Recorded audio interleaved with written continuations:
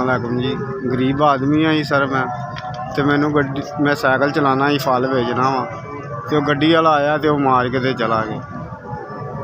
Cycle भी मेरी टुट भज गई है तो मैनू पता नहीं हस्पताल किन्ने पहुँचाया तो किन्ने नहीं। माड़ा बंदा मैं सर, छोटे छोटे मेरे बच्चे ने, बांह भी टुट गई तो लत्त भी टुट गई। मजदूर आदमी हाँ जी तो साइकिल के उत्ते फल बेच के ते अपने बच्चे पालना। हाल मेरा तुहाडे सामने है, बाद च मेरी मदद कोई करो।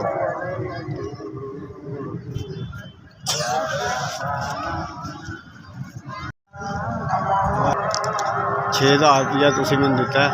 अल्लाह तुहानूं इंज ही दिंदा रहे तो तुसीं अगे दिंदे। अल्लाह तुहाडी खैर करे तो माड़ियां दी, अल्लाह तुहाडे बच्चियां दी भी खैर करे। बाद च इंज ही माड़ियां दी मदद करते रहो तो अल्लाह तुहानूं होर देवे। तुसीं मेरा ख्याल कीता, मेरे निक्के निक्के बच्चे ने, तुहानूं अल्लाह होर देवे, वंडदे रहो। अल्लाह इंज 6000 रुपया इन्होंने मैनूं दिता है। अल्लाह तुहाडे बच्चियां दी भी खैर करे, अल्लाह तुहानूं लंबी उम्र देवे। बाद तुहानूं तरक्कियां कामयाबियां देवे, वड्डे ओहदे करे तुहाडे। अल्लाह तुसीं मेरी मदद कीती है माड़े बंदे दी।